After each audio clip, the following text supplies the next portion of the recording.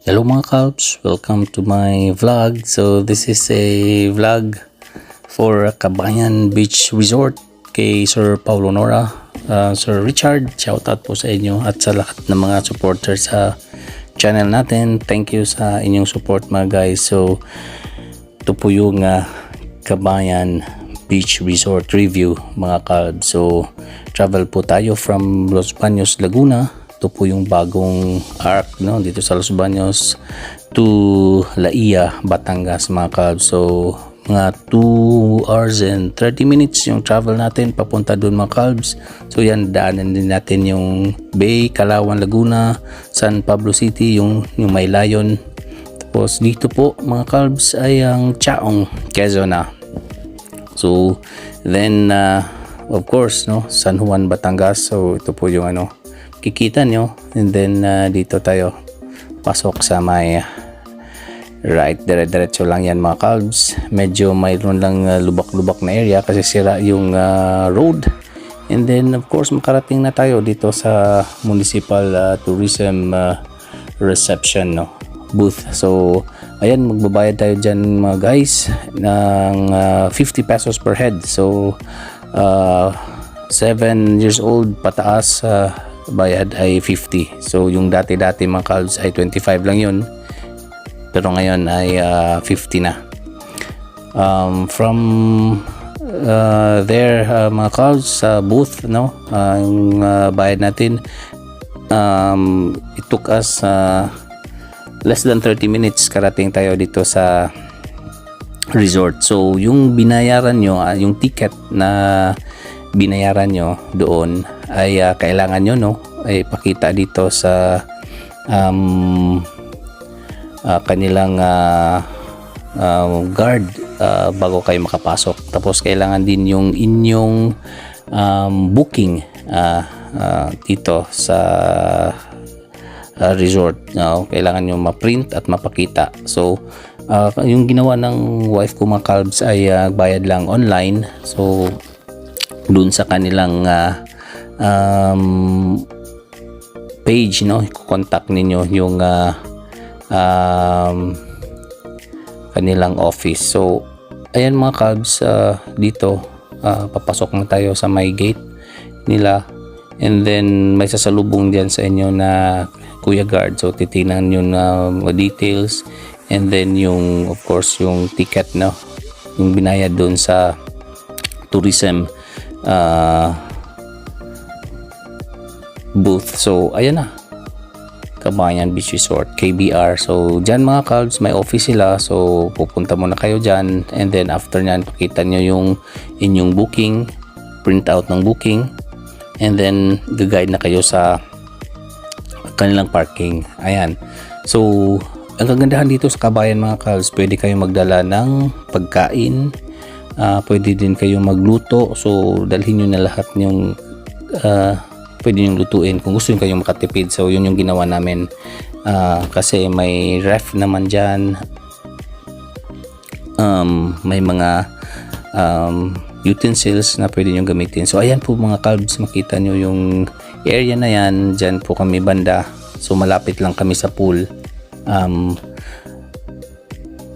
titira. So parang bahay talaga mga Kalbs yung kanilang mga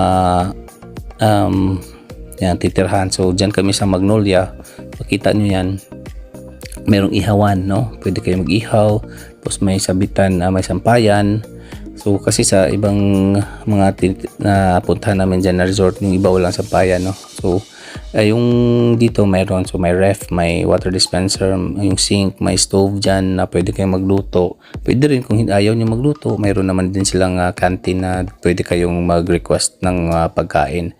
And then kailangan nyo lang magdala guys ng towels, tsaka yung mga pang personal hygiene nyo, kasi wala silang towel. So mayroon din naman store dyan na pwede kayong bumili kung hindi kayo nakadala ng mga sabon. Mayroon din dyan silang store.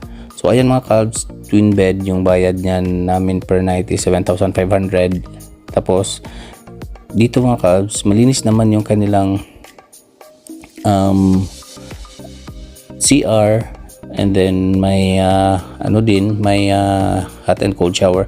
Yung problema lang, maliit lang yung bowl mga calves, and then yung aming bidet, hindi siya na-off, no, pag after mo gamitin, so kailangan pang i-press. So ayun naman, paglabas nyo, ayan siya yung itsura niya. Ayan yung store, nasa katabi lang namin dito sa Magnolia. So maganda yung stayhan namin. Yung problema lang mga calves pala, yung amoy pagpasok namin, medyo iba yung amoy. Siguro tagal siyang hindi na open, no. Pero after a while naman, nung binuksan na namin mga calves yung door, so nawala din naman yung amoy niya. So kung may manghika lang kayo, dala lang kayo nung pang ng hika, no. So ito po yun guys, kung lalabas kayo papuntang beach na, may gate siya. So yung itsura niya, makita kayo agad na parang may mga nipa hut dyan, tapos yung may malaking building.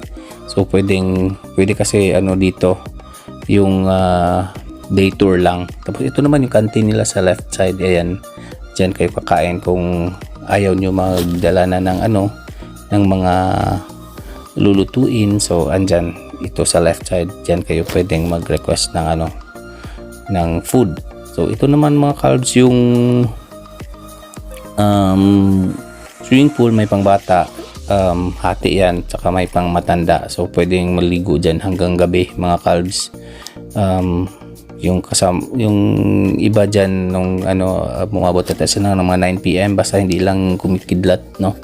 And then ito naman sa kabilang side, kung dito kayo, yung parking dyan, no, sa kabilang mga bahay nila na for rent. So yung kagandahan lang dito mga calves, pag dito kayo sa kabila, ayan, pwede kayong magpark sa tabi talaga ng bahay na yan. So mas madali pag baba ng mga gamit nyo. Yun lang yung may modern na, tsaka may iba na parang amakan pa yung basta yun lang yung problema nung dati, o yung ngayon mayroon lang amoy talaga, pero nawawala lang din naman siya, no, yung sa room. Tapos mabilis lang din naman mga calves yung mga nila, yung mga tauhan nila. Kung kailangan ka ng tulong ay andyan ka agad, no. Ayun yung mga nipahat nila mga calves, yan 3,000 yan yung rent. Tapos yung maliit ay 2,000. So ayan, good for 20 packs na yan mga calves. Yung sa maliit naman na booth sa nipahat ay nga 8 to 10 packs yung kaya. So pwede kayong mag-grill, no, may pahiram sila na ihawan dyan. Tapos dito sa mga nipahat na yan, yung tabi lang yan, may shower dyan na pwede kayong mag-wash up.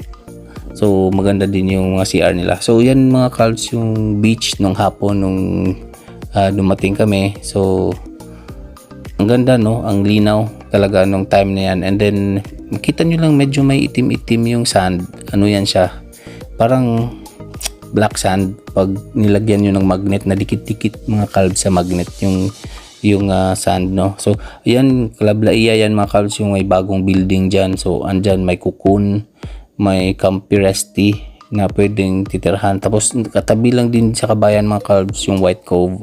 So iba-iba yung kanilang no, kasi sa White Cove nakastay kami dyan, hindi lang pwede magluto. Nakapunta din kami ng La Luz, hindi rin pwede magluto doon. Tapos iba yung sand doon sa La Luz, pero dito yung sand niya ay parang katulad sa Pico de Loro. Mas white lang yung sa stilts mga calves, pero maganda talaga dito mga calves yung yung sand. Tapos wala siyang mga damo-damo, no, yung beach, ang dagat nila, no, walang mga damo-damo, may bato lang konti, pero ganda paliguan, no. Talagang nag-enjoy yung mga bata namin. Yung sa La Luz kasi pababa, tapos medyo mabato, pero dito na area mga calves ay talagang buhangin talaga siya. Tapos ito naman mga calves, yung pwede nyong ma-rent na mga boats. So parang 3,500. Tapos mayroon ding mga speedboat dyan na pwede yung i-rent na may anong tawag nito, may mga kayak ba yun. Basta marami din mga cards kung gusto nyong mag-rent na ng parang mayroon din silang yung parang malaking rubber boat ba yun, mga rubber boats na pwedeng ma-rent. So ito yung sand mga guys, yun yung fine. So pwedeng maglaro-laro yung kids nyo, sigurado mag-enjoy dyan. Ayan siya, magdala lang sila ng mga bucket. Yun, ang ganda, no? Talagang kaka-relax mga kalds pag nasa beach tayo. So sa umaga naman mga kalds, ayan, nag-walking kami, tingin sa sunrise.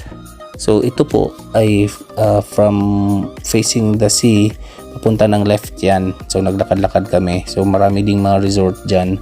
And then siyempre ang ganda talaga, no, sa umaga yan. Paglabas ng sunset, tapos mainitan ka, so ang ganda. So dito lang na area, mayroon ding yung aapakan yung sand, parang siya mga calves, yung katulad sa rice field, ang lambot talaga dyan. So tapos makita nyo rin may mga hermit crabs, kita nyo mga anak nyo, marami ding mga shells. So ito naman yung sa isang resort din, Club Laia. So kasi na siya, mix yan siya may camper resty, tapos yung may cocoon na pwede nyong stayhan. Yung lang namin dun sa cocoon, titry sana namin, kaso yung CR ay pupunta ka pa doon, hindi katulad dito sa Kabayan na may mga sariling CR, pero may camper resty din, medyo mahal-mahal kasi. So dito kumain kami sa Captain Barboza. So medyo masarap naman ang kanilang food mga calves. So ayan,